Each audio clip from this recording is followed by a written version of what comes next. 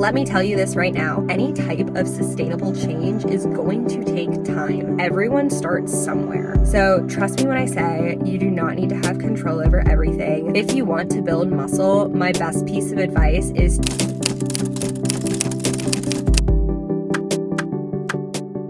What is up, beautiful people? Welcome back to another video. If you are new here, my name is Reese and I make fitness, food, and wellness content on here and over on my Instagram at ReeseMadelynFit if you want to check it out, which you totally should. If you aren't new here and have watched a few of my other videos, welcome back to the channel and thank you so much for joining me again. Today, we are going to be just hanging out, having a little car chat. I don't totally know why I decided to film this in my car. I just really like the lighting in my car. And I always really enjoy doing the segments in my other videos where I'm just chatting with you guys in my car. It feels very personal. I feel like we're just two friends sitting down, having a little talk. I have a fun little drink, the Alani new, what flavor is this? Cherry slush, which is delicious. I drank the first half yesterday, so I only have a half of it left because I'm still on my trying to not do as much energy drink. I'm kind of out of a coffee phase. Coffee just never sounds good to me, and when I have it, it doesn't really taste good to me, and I still need some kind of caffeine during the day. So we've been doing a half serving of energy drinks, and my current favorite is Alani. This is not sponsored. I actually just genuinely really like the taste of their drinks. But Alani, if you do want to sponsor me,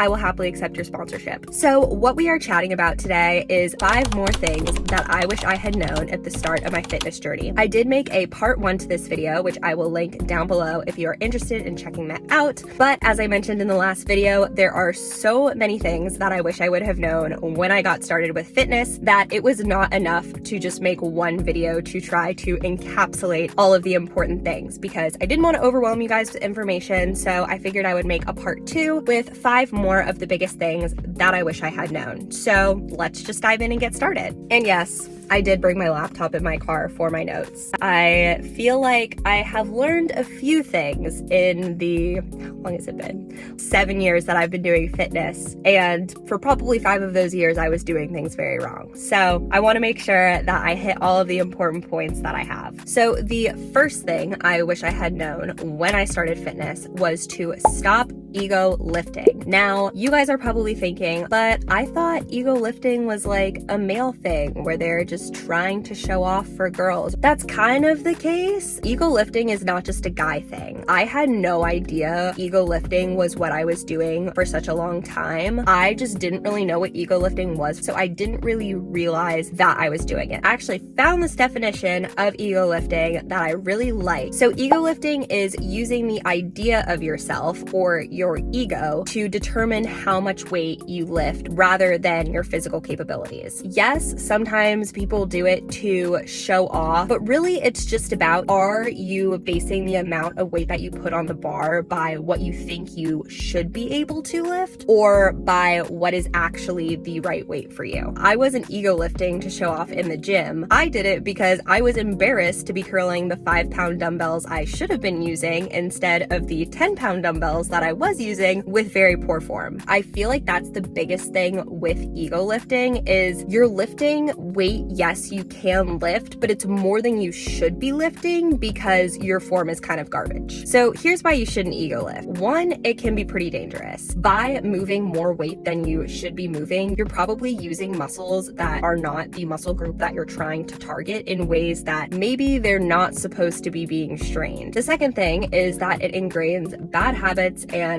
bad form. Everyone talks about muscle memory and how your muscles will kind of start to remember certain movement patterns. Not actually, your muscles can't remember things. If you are lifting with bad form and you start out lifting with bad form or are consistently lifting with bad form, your muscles are going to kind of remember that form, and that's kind of what they're going to revert to whenever you lift, continuing to put yourself at a higher risk of injury. One thing that you can try and remind yourself if you're struggling with this and feeling embarrassed for having to pick up lighter weights or feeling like you are majorly regressing because you may need to go down in weight because you're realizing that you are ego lifting is remember that everyone starts somewhere. Everyone needs to start at a lighter weight at the beginning. You're not going to jump into the gym and automatically be picking up and lifting the heaviest weights in there. You need to get comfortable and get comfortable with the movement patterns, which means doing that lighter weight so you can really get your form down, and then that's going to allow you to progress to those higher weights. If you start at the higher weight and you are ingraining poor habits and poor form, you're not really going to be able to progress. So it is smarter to just kind of humble yourself,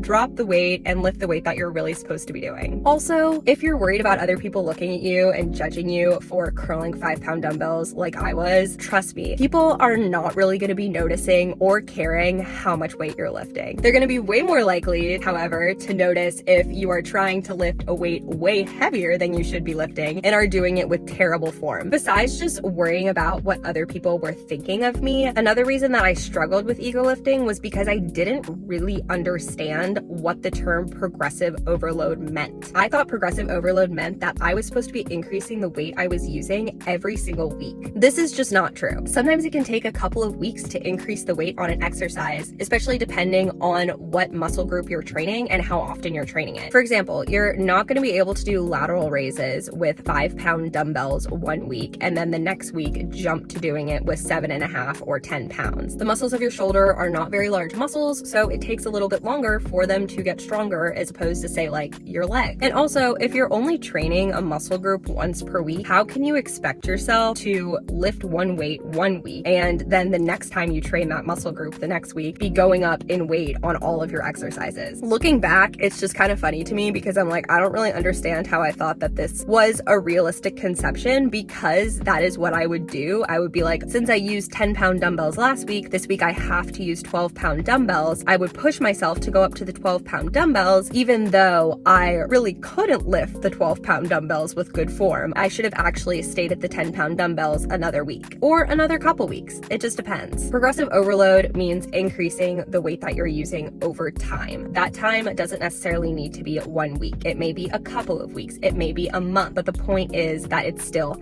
happening, and it's still happening over time, but it's not going to necessarily happen for every single exercise or every single muscle group from week to week. And finally, there are other ways to progressively overload besides just increasing the weight each week. You can increase the number of reps or the number of sets you're doing of an exercise. You can decrease your rest periods. You can increase your range of motion of the exercise. You can change the tempo of it, and you can do something called increasing your proprioceptive demand, which basically means doing the exercise in a more unstable environment, which challenges your stability. Those are all other ways to progressively overload if you're maybe not ready to go up in weight yet, but feel like you can do a little bit more with the exercise. If you guys want a full video on progressive overload, what it means, how to do it, how to program it, just let me know down in the comments, or you can shoot me a DM and I would be happy to do an entire video just dedicated to that. So moving on to the second thing I'd wish I'd known when I started doing fitness, always prioritize quality over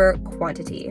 I think this applies to pretty much everything fitness related. This applies to the number of workouts you do per week, the length of your workouts, how many exercises you're doing, how many reps you're doing of each exercise. I used to fall into this mentality that more with exercise was always better. I feel like that's just kind of also a narrative that people are often bombarded with in the media, is like you should just be doing more exercise is always a good thing. And I think part of that is because, especially in the United States, we have an issue where a lot of people don't get enough exercise, so it's better to just push the message of more is always better. But for me, that was taken to kind of toxic levels, and I learned eventually that more is not always better. There is such a thing as doing too much exercise. It is called overexercise, and you can really hurt yourself by doing that. Having an excess number of training sessions per week will be counterintuitive. You will just be fatiguing your body so much that it is not even recovered enough to put an adequate amount of effort into that next session. This is why I did not make progress in the gym for so many years, was I was just doing too much. I was doing too many exercises per workout. I was doing too many workouts per week. I wasn't resting enough. I wasn't resting properly. And overall, it was completely counterintuitive to my goal of increasing my muscle and increasing my strength. And it's why it just didn't happen for me for a really long time. You can also check out part 1 of this video if you want to hear me rant a little bit more about why rest is so important important. I probably talk about it for like 10 minutes in that video. Essentially, your body needs to rest. You cannot be doing an excess number of things because it just won't be able to handle it. Speaking of my last video where I talk about less being more with exercise, you are way better off having a really effective and solid 5 exercise workout as opposed to a 10 exercise workout where you are kind of just going through the motions at the end because you're burning yourself out. And like with ego lifting, if you go for quantity as opposed to quality, you are also putting yourself at risk of burnout and at risk of injury. I actually had to open the window a little bit because I was getting really hot. So sorry if the angle changed a little bit if I shook around the camera. But diving into tip number 3, time and consistency are going to be your BFFs.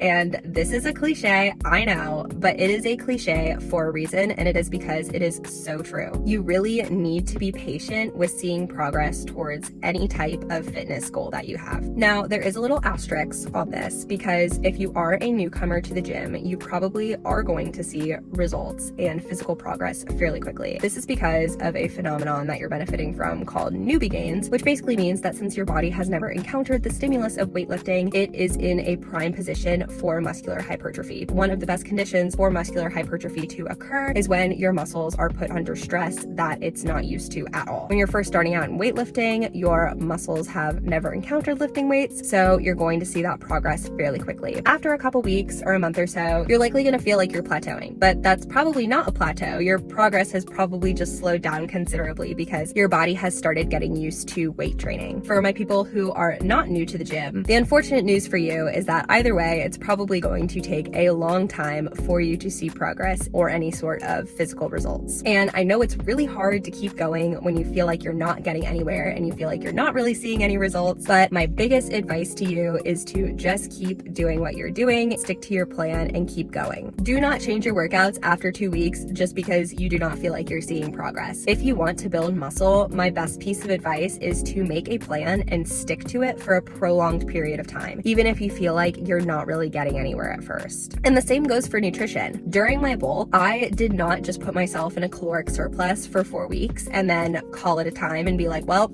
I tried, I did my best, I guess I just didn't make a whole lot of progress. No, I was in that caloric surplus for almost 5 months. And I will say, I really didn't notice progress, at least physically, until probably month 3.5, close to month 4. And that's just because any type of sustainable change is going to take time. You are not going to be able to get fast results or a quick fix when it comes to creating a sustainable lifestyle with fitness or working towards sustainable fitness goals, whether it be weight loss or weight gain. And I know it's probably not fun and it's not glamorous to be doing the same thing day in and day out and sticking to the same workouts or same exercises and sticking to being on top of your nutrition, but trust me, it goes such a long way. And if you are patient with it, you are going to see some really great results. So moving right along into the 4th thing that I wish I had known when I started my fitness journey, which is that you do not need to be perfect in order to see progress. You are not going to majorly regress by taking a couple days off or even a couple of weeks or honestly even a month. This past week, I was sick in bed with the flu for 3 days straight, literally spent probably 85% of my days in bed. My step count was likely less than 100. And in the past, this would have terrified me. I probably would have been compensating by trying to not eat that much or being constantly worried about what I was eating. And then when I got better, maybe even overdoing it on exercise to make up for the fact that I was off my exercise routine for 3 days. But this time I didn't. I just laid in bed and I rested and I let my body get better. And guess what? There is absolutely no noticeable difference in my physique or my performance after taking those 3 days off to do nothing. And the same will be true for you if you take time off to rest because you are sick or because you get really busy, or you take a week or 2 off because you're going on vacation. You're gonna come back and you're really not gonna notice that much of a difference. There have been times where I went on vacation and took a week off the gym and came back and actually felt better and felt stronger. I didn't even realize that my body kind of needed the break from the gym. When it came back, it was rested, it felt replenished, and I was ready to go back and hit those workouts really hard. You also don't need to have perfect control over every aspect of your diet and exercise in order to see progress. You do not need to track every single bite of food that goes into your mouth or refuse to switch out an exercise in your workout plan that you may just really not feel like doing that day because you are afraid of not making progress. So this may seem counterintuitive to what I just said, but Consistency is not being perfect on your plan every single day, which is another mistake that I used to think. Consistency just means that on average, you are sticking to your plan the majority of the time. It does not mean that you never miss a workout or track every single macronutrient or never taking time off to just enjoy your life. You can do this if you want, and you will definitely get results if you do, but it's just probably not the best approach from a quality of life standpoint. You can enjoy your life, you can take time off, and you still can get the results you want and see the progress that you want. And even when I was on my bulk, when I was tracking and I was sticking to a tighter program, I still took one day off every week from tracking, and I was traveling a good amount, and I would intuitive eat when I traveled, and I would probably miss some workouts here and there, or I would just not exercise for a couple days. And did it have an impact on my progress? Probably a little bit, but was it completely worth it in order to be able to live my life? 100%. And I still saw a ton of progress with my bulk. So it wasn't necessary to do. Yes, maybe I would have gotten slightly better results, but would that 5% better results be worth it for missing out on things with friends, things with families, or being excessively concerned with my fitness and nutrition?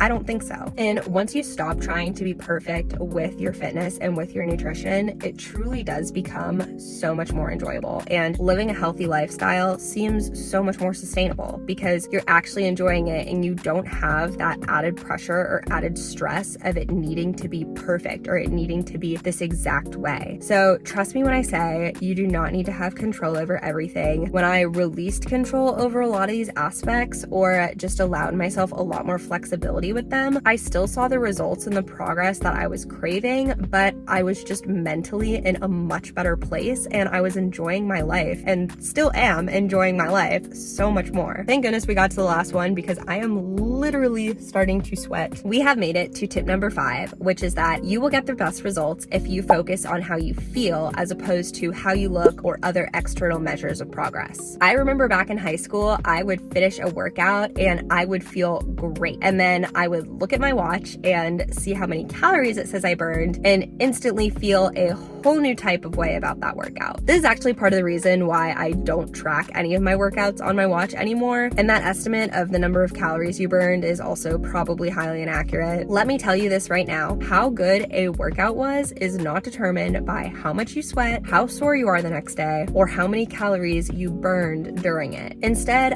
ask yourself after your workout, how do you truly feel? How was your mind-muscle connection? Could you really feel like the exercise that you were doing was connecting with the muscle that you were trying to work? Do you feel like you are full of energy? Do you feel like you're completely depleted? After a workout, typically you don't want to feel like you're just full of energy because that probably means that you weren't going hard enough, but you also don't want to feel completely dead and completely depleted and like you just need to lay on the couch for the rest of the day. That probably means that you might have gone a little too hard or pushed yourself a little bit too hard. You want to feel somewhere nice in that sweet spot where you feel pretty good, you feel like you have some endorphins going, but you don't exactly feel like you can do another set on the leg extension. And not just in your workouts, but overall within your health and fitness journey, you should just be focusing on how you feel on a daily basis. Are the foods that you're eating, do they make you feel good? Do they give you energy? I talked about in my last video how I had this issue of just doing what other people were doing and what worked for them, and it didn't always work for me, but I would keep doing it anyway because I thought it was how you were supposed to do health and fitness. Really, health and fitness should be focused on and based on how you feel. And when you start focusing on that as opposed to these external measures like how you look or your weight or how many calories you burn every day or how many calories you're eating every day, and focusing just more on how what you're doing is actually making your body feel, you are going to get the best results and feel your best both mentally and physically, which is of course the whole point of health and fitness to begin with. So that brings me to the end of all of the things that I wish I had known before I started my health and fitness journey. Like I said, it has been a long time coming and I feel like I have learned so much throughout the years and through all of the terrible mistakes that I used to make, and probably in some ways I'm still making. I'm still learning every single day. I feel like no matter how far into your fitness journey you are, there's still something that you can always be learning. You can always be growing in some way. So if you have any tips or any advice or anything that you've learned since starting health and fitness, feel free to drop those in the comment section section below so we can all keep learning together and supporting one another as we just figure all this stuff out. That is all I have for you guys today. I'm going to get out of my car because I have definitely started sweating at this point. It is very hot in here. Thank you guys so much for watching this video, and especially if you have made it to the end, I really appreciate you. And if you did like this video or find it helpful in any way, please go and give it a thumbs up. It really helps me out, and you can also subscribe to my channel so you can see when the next one is coming out. And if you're interested, I also have that Instagram I mentioned earlier, at ReeseMadelineFit. I post full days of eating, I post recipes, I post my workout. So if you are interested in seeing more of what my life looks like both inside and outside of the gym, then you can go ahead and follow me on there. And that link will also be down in the description. Other than that, I hope you have a lovely rest of your day, and I will see you in the next one.